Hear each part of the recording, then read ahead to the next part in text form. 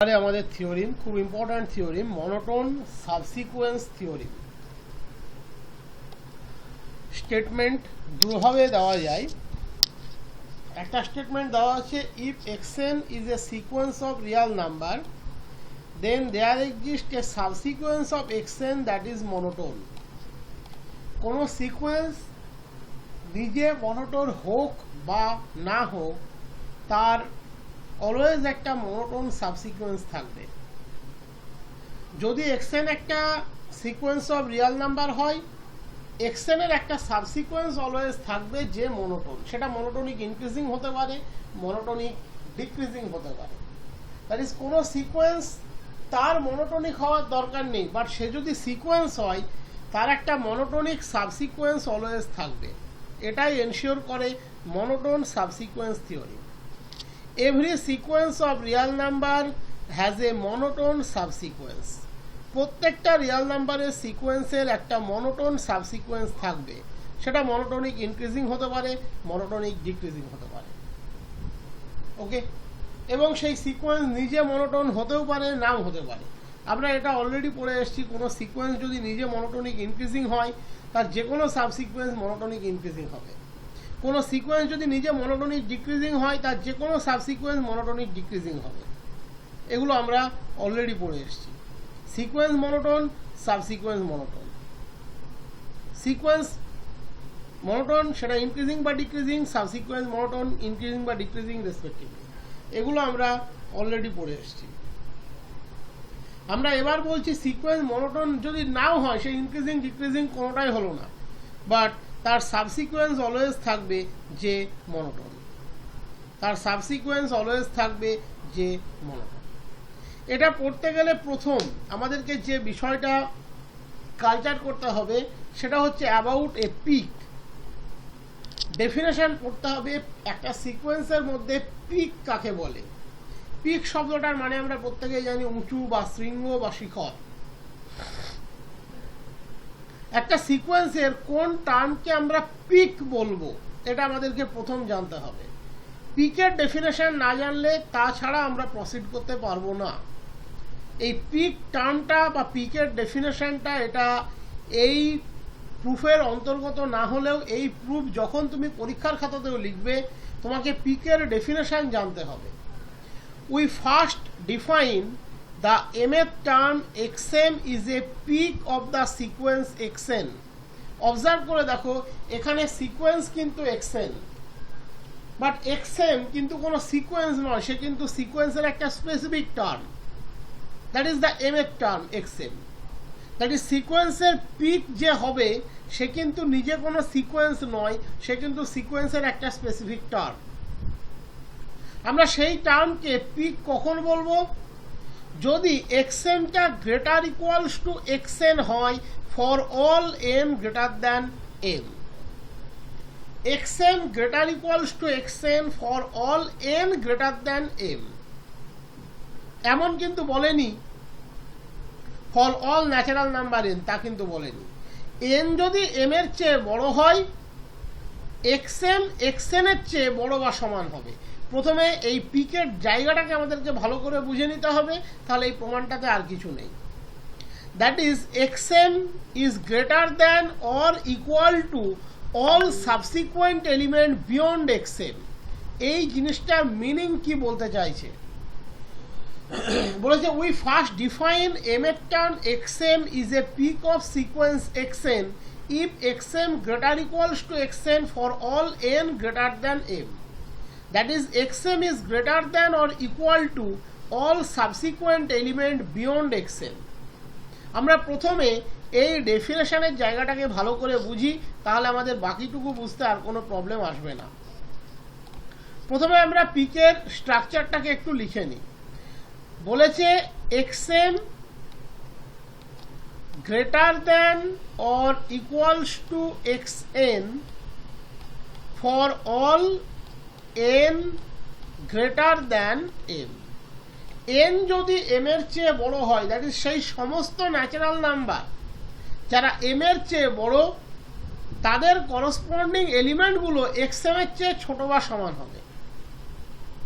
তার মানে সাপোজ আমি একটা সিকোয়েন্সের কিছু আরবিটারি টার্ম দিয়ে দেখানোর চেষ্টা করছি, x1 x2 x3 x4 dot dot dot চলতে থাকছে।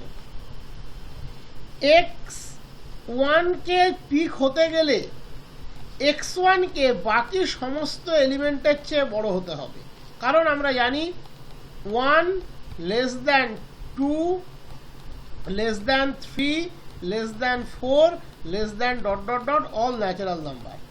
x1 টা পিক হবে কখন?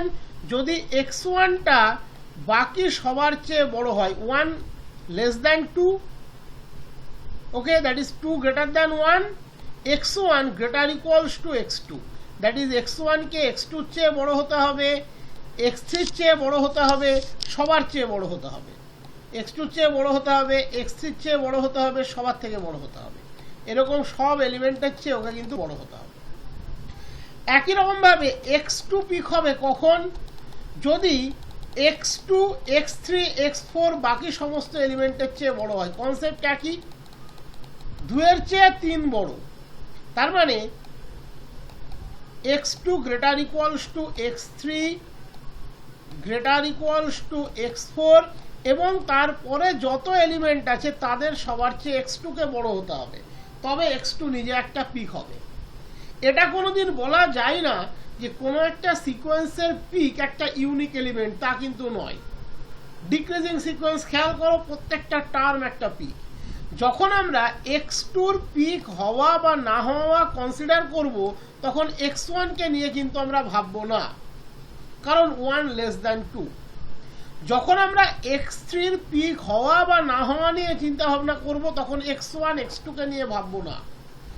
x3 এর পরের এলিমেন্টগুলো আমি দেখব x3 এর চেয়ে ছোট বা সমান কিনা, দ্যাট ইজ সেই সমস্ত n যারা m এর চেয়ে বড় তাদের করসপন্ডিং সিকোয়েন্সিয়াল ভ্যালু xm এর চেয়ে ছোট বা সমান হতে হবে, দ্যাট ইজ xm বড় বা সমান হবে।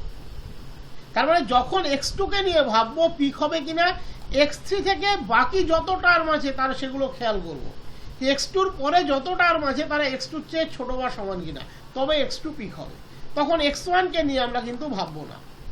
যখন x3 পিক হবে কিনা চিন্তা করব, x3 এর পরের যাবতীয় এলিমেন্ট x3 এর চেয়ে ছোট বা সমান হতে হবে, x1 x2 কে নিয়ে ভাববো না। তার জন্য শব্দটা উল্লেখ করা আছে all term beyond xm, that is x3 কে নিয়ে যখন ভাববো x3 এর পরের এলিমেন্টগুলোকে, বিয়ন্ড x3 টার্মগুলোকে নিয়ে আমরা চিন্তা ভাবনা করব। This is the definition of a peak. এবার তোমাদেরকে আমি একটা অন্য কনসেপ্ট এখান থেকে দেখাই। ধরো আমরা দুটো সিকোয়েন্স নিয়ে চিন্তা ভাবনা করবো, একটা হচ্ছে ইনক্রিজিং সিকোয়েন্স, একটা হচ্ছে ডিক্রিজিং সিকোয়েন্স। ধরো এমন ঘটলো x1 less equals two x2 less equals two x3 less equals two চলতে থাকছে। এটা একটা ইনক্রিজিং সিকোয়েন্স। বলো এখানে পিক কে? খেয়াল করে দেখো, এখানে কেউ পিক নয়, x1 পিক নয় কারণ x1 x2 এর চেয়ে ছোট, x2 পিক নয় কারণ x2 x3 এর চেয়ে ছোট। পিক হতে গেলে x2 কে তার পরের x3 থেকে শুরু করে যত এলিমেন্ট আছে তাদের সবার চেয়ে বড় হতে হবে। আর পিক না হতে গেলে পার্টিকুলারলি একটার চেয়ে ছোট দেখাতে পারলেই চলবে, নেগেশন স্টেটমেন্ট। আমি xm কে পিক বলছি কখন? যদি xm greater equals two xn হয় for all n belongs greater than m এর জন্য। xm greater equals to xn for all n greater than m এর জন্য। পিক হতে গেলে xm কে তার পরের বিয়ন্ড xm যত এলিমেন্ট আছে তাদের সবার চেয়ে বড় বা সমান হতে হবে। তাহলে পিক না হতে গেলে আমরা যদি একটা অস্তিত্ব খুঁজে দেখাতে পারি ন্যাচারাল নাম্বারের যার জন্য xm less than xn for some particular n less than m, তাহলেই আমরা বলতে পারবো পিক নয়। পিক হয় হতে গেলে xm greater equals two xn হবে for all n greater than m এর জন্য। তাহলে পিক নয় হতে গেলে একটা পার্টিকুলার n দেখাতে পারলেই চলবে, ন্যাচারাল দেখাতে পারলেই চলে যার করসপন্ডিং xn xm এর চেয়ে বড়। তাহলে এখানে x3 x2 এর চেয়ে বড়, তাহলে অটোমেটিক্যালি ইনক্রিজিং যে সবচেয়ে বেটার আরো বলা যাবে স্ট্রিক্টলি ইনক্রিজিং নিলে। আর একটু পার্টিকুলার করে দিই তাহলে তোমাদের বুঝতে সুবিধা হবে। তাহলে x1 less than x2 less than x3 dot dot dot. দেখো এখানে কেউ কিন্তু পিক নয়, একটা ইনক্রিজিং সিকোয়েন্সে কোনো পিক থাকে না। এবার যদি তুমি ডিক্রিজিং নাও, x1 greater than x2 greater than x3, দেখো ডিক্রিজিং সিকোয়েন্সে প্রত্যেকটা টার্ম কিন্তু পিক। x1 বাকি সকলের চেয়ে বড়, আর 2 অলওয়েজ একের চেয়ে বড়, 3 অলওয়েজ একের চেয়ে বড়, 4 অলওয়েজ একের চেয়ে বড়। x2 তারপরের বিয়ন্ড x2 যত টার্ম আছে তাদের সবার চেয়ে বড়, 3 2 এর চেয়ে বড়, x2 গ্রেটার দ্যান x3, এবং এরকম যত 4 5 6 আছে সবার জন্য 2। তার মানে ডিক্রিজিং সিকোয়েন্সে প্রত্যেকটা টার্ম কিন্তু একটা করে পিক, ইনক্রিজিং সিকোয়েন্সে কোনো পিক নেই। তার মানে কোনো সিকোয়েন্সে ইনফাইনাইট নাম্বার অফ পিক থাকতে পারে, আবার ফাইনাইট পিক থাকতে পারে, আবার ইনক্রিজিং সিকোয়েন্স হলে কোনো পিকও থাকবে না। এই কোনো পিক না থাকাটাকে আমরা ফাইনাইট হিসাবে ট্রিট করব। In a decreasing sequence each term is a peak. প্রত্যেকটা ডিক্রিজিং সিকোয়েন্সে প্রত্যেকটা টার্ম কিন্তু একটা করে peak, while in an increasing sequence no term is a peak। একটা ইনক্রিজিং সিকোয়েন্সের কোনো পিক নেই।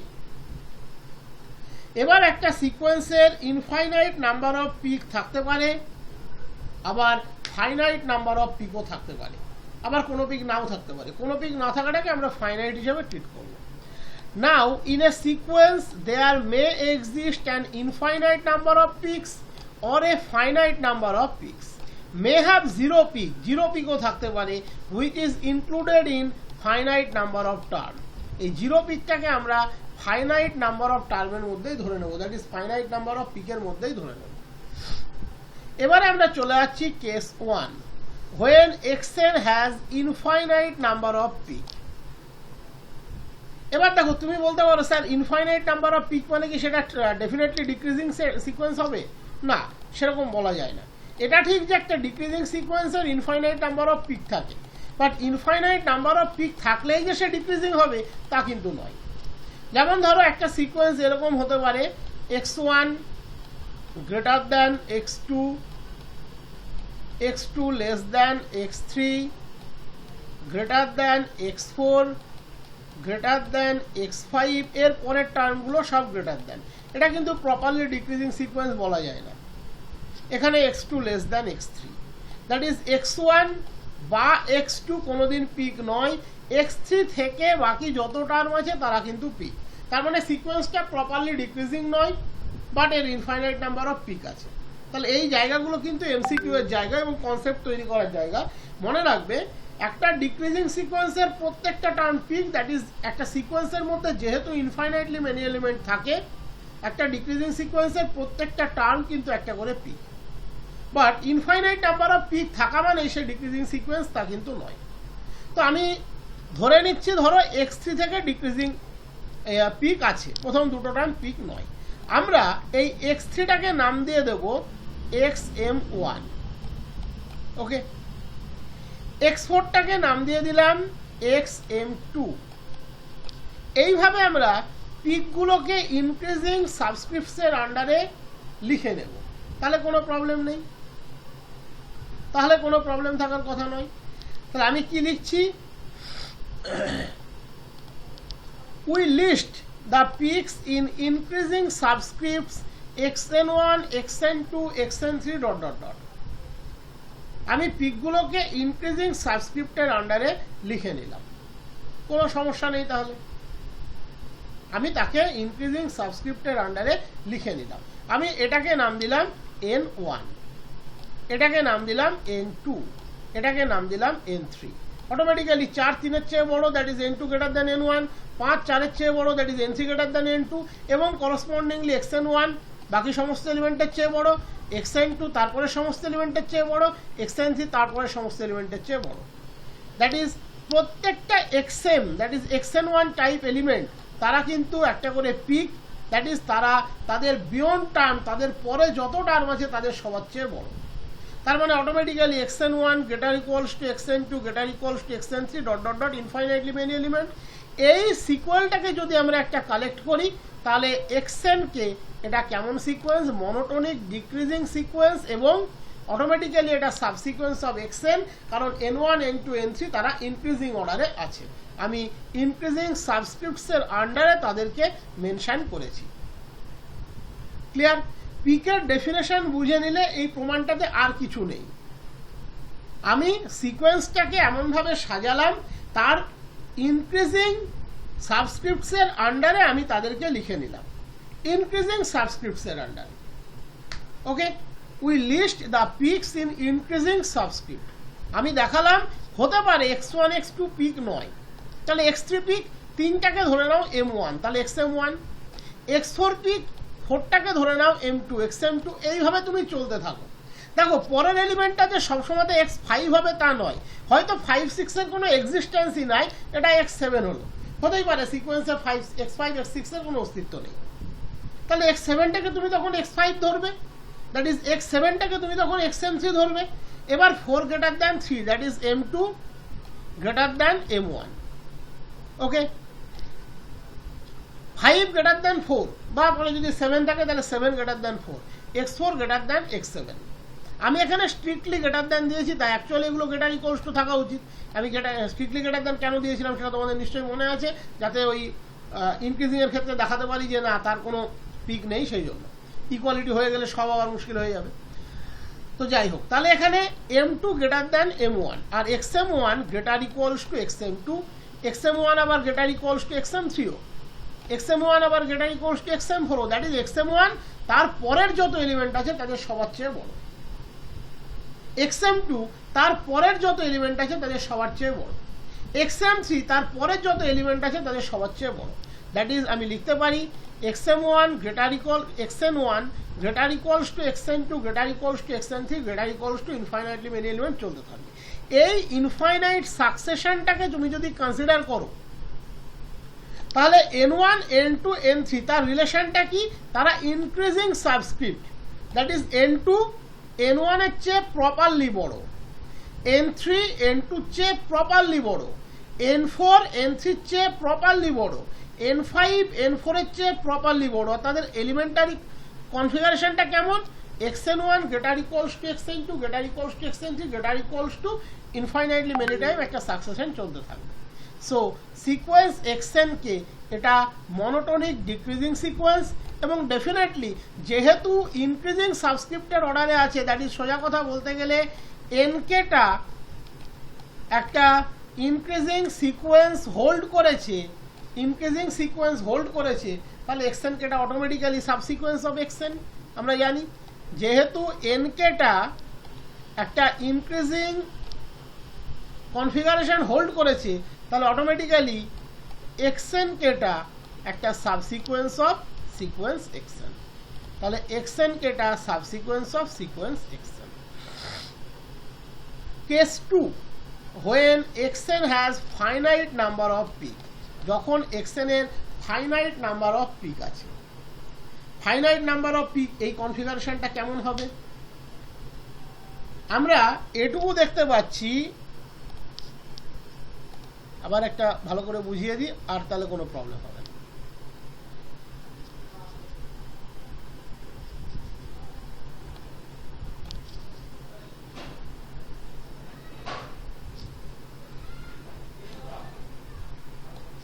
ধরে নাও বিষয়টা এরকম হলো, xn1 সে বাকি যত এলিমেন্ট আছে তার চেয়ে বড়, xn2 সে বাকি যত এলিমেন্ট আছে তারপরে তাদের চেয়ে বড়, xn3 সে বাকি যত এলিমেন্ট আছে তাদের চেয়ে বড়। না, এই জায়গাটা একটু অন্য ধরনের হবে।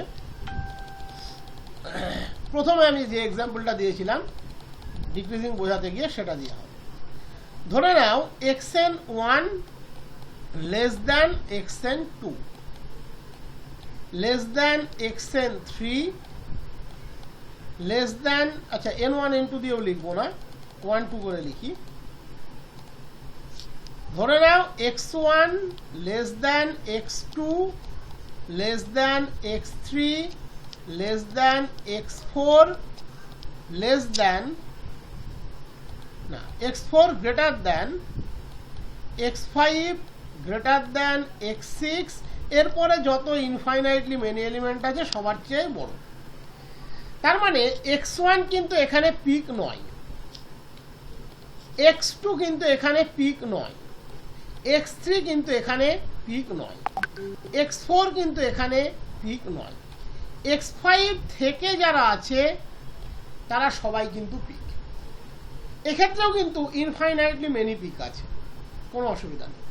আর একটা এক্সাম্পল নিই, ধরো x1 greater than x2 greater than x3 greater than x3, তারপরে সমস্ত এলিমেন্টের চেয়ে বড়। বাট কার্যক্ষেত্রে গিয়ে দেখা গেল x10 say less than x11, that is x3 থেকে x9 সেও কিন্তু সবার চেয়ে বড়, x9 x10 এর চেয়ে বড়, x9 x11 এর চেয়ে বড়, x9 x12 এর চেয়ে বড়, বাট পার্টিকুলারলি x10 x11 এর চেয়ে ছোট। তার মানে এখানে পিক কিন্তু আছে x1 থেকে x9 অবধি। তুমি এটা ভেবে বসো না যে x10 লেস দ্যান x11 মানে x9 লেস দ্যান x11, তা কিন্তু আমি বলিনি। কথাটার ল্যাঙ্গুয়েজটাকে ভালো করে বোঝার চেষ্টা করবে। x1 তারপরে যত টার্ম আছে তাদের সবার চেয়ে বড়, দ্যাট ইজ বিয়ন্ড x1 যত টার্ম আছে, এক্সিস্টিং সিকোয়েন্সিয়াল টার্ম আছে, তাদের সবার চেয়ে বড়। x2 বিয়ন্ড x2 যত সিকোয়েন্সিয়াল টার্ম আছে তাদের চেয়ে বড়। x3 বিয়ন্ড x3 যত সিকোয়েন্সিয়াল টার্ম আছে তাদের সবার চেয়ে বড়। x9 বিয়ন্ড x9 যত সিকোয়েন্সিয়াল টার্ম আছে তাদের সবার চেয়ে বড়। x9 x10 এর চেয়ে বড়, x9 x11 এর চেয়ে বড়, x9 x12 এর চেয়ে বড়, এদের সবার চেয়ে বড়। বাট x10 সে কিন্তু x11 এর চেয়ে ছোট, x11 সে পার্টিকুলারলি x12 এর চেয়ে ছোট, x12 সে পার্টিকুলারলি x14 এর চেয়ে ছোট, x14 সে পার্টিকুলারলি x19 এর চেয়ে ছোট। তার মানে এখানে কিন্তু পিক হলো x1 থেকে x9, that is finite number of peak এখানে এক্সিস্ট করছে। তাহলে x9 যদি লাস্ট পিক হয়, x10 আর পিক নয়, কারণ x10 এর চেয়ে বড় একটা এলিমেন্ট x11 আমরা পেয়েছি। x11 আবার দেখা যাচ্ছে x14 এর চেয়ে ছোট, x11 আবার দেখা যাচ্ছে x14 এর চেয়ে ছোট, x14 আবার দেখা যাচ্ছে x19 এর চেয়ে ছোট। এরা কিন্তু আর পিক নয়। পিক নয় মানে তাকে তার ঠিক পরের টার্মের থেকে ছোট হতে হবে তা কিন্তু নয়, কোনো একটা অ্যানাদার এলিমেন্ট যার ইন্ডেক্স তার চেয়ে বড় তার চেয়ে ছোট হতে হবে, সেটা আমি শুরুতেই তোমাদের ডেফিনেশন দিয়ে দেখিয়েছি। তাহলে এবার খেয়াল করে দেখো তো, এই x10 x11 x19 x14 x19 এদেরকে নিয়ে তুমি যদি একটা সিকোয়েন্স তৈরি করো, সেটা কেমন সিকোয়েন্স হবে? Monotonic increasing. এবং খেয়াল করবে সেই সিকোয়েন্সে, সেই সাবসিকোয়েন্সের মনোটোনিক ইনক্রিজিং সাবসিকোয়েন্সের প্রথম টার্মটা কোথায় থেকে স্টার্ট হচ্ছে? 9+1 থেকে, দ্যাট ইজ লাস্ট পিক তার ইন্ডেক্স +1 থেকে। আশা করি আর বুঝতে কোনো প্রবলেম হবে না। তাহলে আমি কি বললাম? আমি এখানে বারবার বলে এসেছি, যখন আমরা পিকের ডেফিনেশন বলছি যে xm greater equals two xn for all n greater than m, that is xm K xm+1 এর চেয়ে বড় বা সমান হতে হবে, তো xm কে xm+2 এর চেয়ে বড় বা সমান হতে হবে। এরকম m এর চেয়ে বড় যত ন্যাচারাল নাম্বার আছে তাদের করসপন্ডিং সিকোয়েন্সিয়াল ভ্যালু xm এর চেয়ে ছোট বা সমান হবে। তাহলে পিক নয় কখন? আমি যদি একটাও ন্যাচারাল নাম্বার খুঁজে পাই, দেখা যাচ্ছে আমি পেলাম xm লেস দ্যান xm+6, তাহলে কিন্তু xm আর পিক নয়। এই পিক হতে গেলে তাকে তার পরের সমস্ত এলিমেন্টের চেয়ে বড় হতে হবে, আর না হতে গেলে তার চেয়ে একটা হায়ার ইন্ডেক্সের টার্মের সিকোয়েন্সিয়াল ভ্যালু তার চেয়ে বড় হলেই হবে। সেটা যে নেক্সট টু হবে, পরেরটাই হবে, তা কিন্তু নয়। আমি এই যে এক্সাম্পলটা দিলাম, এক্সাম্পলের মধ্যেই কিন্তু প্রমাণটা লুকিয়ে আছে। x1 greater than x2 greater than x3 dot dot dot greater than x9 greater than x10 less than x11, that is x9 x10 এর চেয়ে বড়, x9 x11 এর চেয়েও বড়, x9 x12 এর চেয়েও বড়, এবং x9 তার পরের সমস্ত এলিমেন্টের চেয়ে বড়। But particularly x10 as a element say x11 এর চেয়ে ছোট। তার মানে কিন্তু এটা বলছি না যে x9 x11 এর চেয়ে ছোট, তা কিন্তু হয় না। x9 তার পরের যত এলিমেন্ট আছে তাদের চেয়ে বড়। এবার x11 আবার দেখো দেখো ধরে নাও x14 এর চেয়ে ছোট, x14 x15 এর চেয়ে বড়, কোনো অসুবিধা নেই, বাট x19 এর চেয়ে ছোট, x19 x20 21 22 চেয়ে বড়, x23 এর চেয়ে ছোট। তাহলে x9 তারপরের সমস্ত এলিমেন্টের চেয়ে বড়, তার মানে x1 টু x9 এই যে এলিমেন্ট কটা, এই কটা কিন্তু পিক, এক্ষেত্রে ফাইনাইট নাম্বার অফ পিক আছে। আর 9 প্লাস 1 দ্যাট ইজ x10 সে কিন্তু আর পিক নয়, তার চেয়ে বড় x11 আছে, তার চেয়ে বড় x14 আছে, তার চেয়ে বড় x19 আছে, হতেই পারে x15 x16 x17 তার চেয়ে x14 বড়, বাট x14টা লেস দ্যান x19। এইবার তুমি x10 x11 x14 x19 x23 এরকম যে এলিমেন্টগুলো পাবে, আর এরকম এলিমেন্ট তুমি ইনফাইনাইট পাবে, কারণ আর কোনো পিক নেই। কোনো এলিমেন্ট যদি এই চেনটাকে ভায়োলেট করে তাহলে সে আবার পিক হয়ে যাবে, আর আমি বলছি x9টা লাস্ট পিক, তারপরে আর কেউ পিক নেই। সুতরাং এই যে ইনক্রিজিং এর চেন এটা কোনোদিন থামবে না। তাহলে এদেরকে যদি তুমি কনসিডার করো, এটা অটোমেটিক্যালি xn এর সাবসিকোয়েন্স এবং ইনক্রিজিং সাবসিকোয়েন্স। সাবসিকোয়েন্স তো বটেই, কারণ 10-এর চেয়ে 11 বড়, ইন্ডেক্স বাড়ছে, 11-এর চেয়ে 14 বড়, 14-এর চেয়ে 19 বড়, 19-এর চেয়ে 23 বড়, আর এই চেন কোনোদিন থামবে না, কারণ যদি কারোর জন্য থামে তাহলে সে আবার পিক হয়ে যাবে। আর আমি বলছি x9টা হচ্ছে লাস্ট পিক। এবার চলে যাও, we list the peaks arranged in ascending order of the subscripts as x1 up to xmr। আমি ধরে নিয়েছি সিকোয়েন্স xn এর ফাইনাইট নাম্বার অফ পিক আছে। এখানে আমি যেটা দেখালাম x1 two x9 that is 9এই শেষ। আমি এদেরকে অ্যাসেন্ডিং অর্ডারে সাজিয়ে নিলাম, সাবস্ক্রিপ্টসের অ্যাসেন্ডিং অর্ডারে, xm1 xm2 up to xmr। xmr এখানে লাস্ট পিক, দ্যাট ইজ ওই এক্সাম্পলে যেটা 9, mrটা হচ্ছে 9। আমি s1 নিলাম mr প্লাস 1, দেখো 9 প্লাস 1 10, আমি আগেই বলেছি।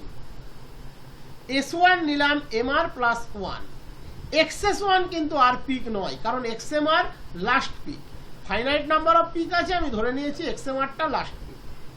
তাহলে xs1 সে কিন্তু আর পিক নয়। তাহলে যেহেতু পিক নয়, তার মানে ডেফিনেশন কি বলছে, একটা s2 তুমি পাবে গ্রেটার দ্যান s1, যার জন্য xs2টাও গ্রেটার দ্যান xs1 হবে।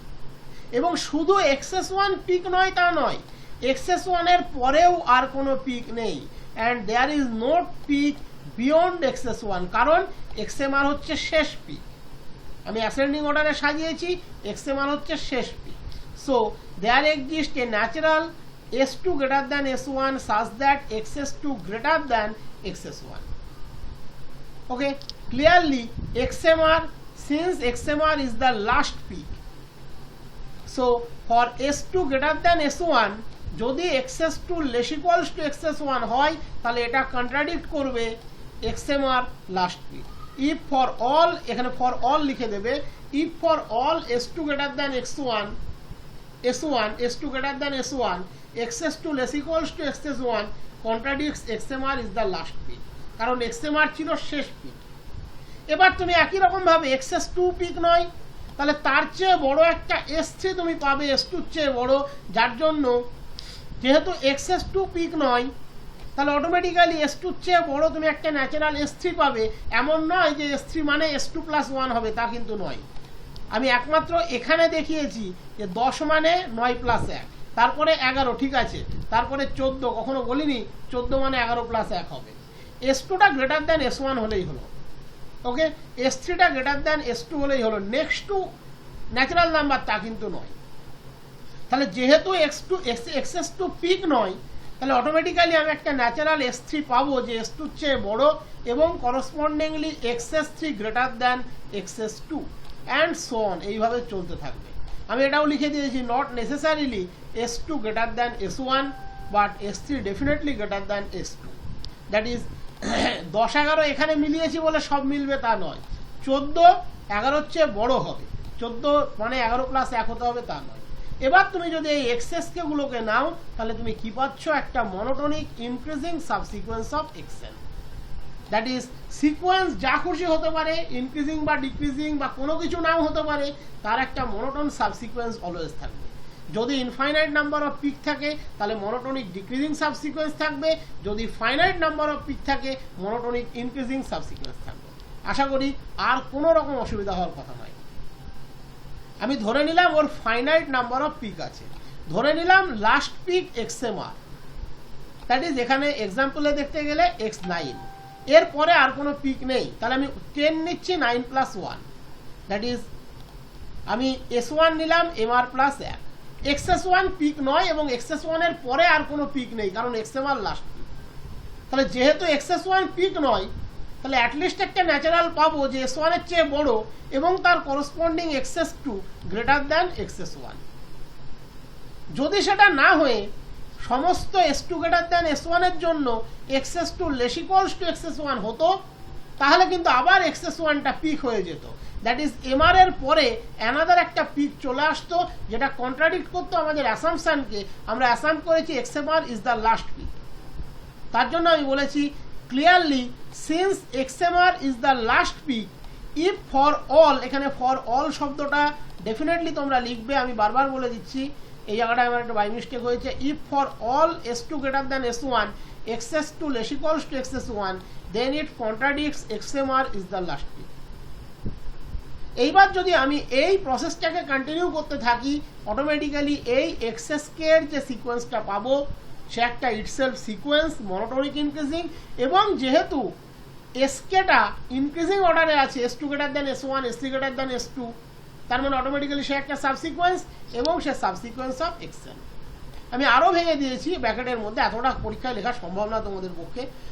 যেহেতু XS2 একটা পিক নয়, তার মানে অটোমেটিক্যালি একটা ন্যাচারাল থাকবে যে গ্রেটার দ্যান S2 এবং যার corresponding sequential value greater than XS2, that is S3 greater than S2 and XS3 greater than XS2। S3 মানে S2+1 হবে তা কিন্তু নয়, কখনো নয়, but S3 greater than S2 হবে। সুতরাং মনে রাখবে আমরা সবসময়তে একটা মনোটোনিক সাবসিকোয়েন্স পাবো, সেটা মেবি ইনক্রিজিং মেবি ডিক্রিজিং।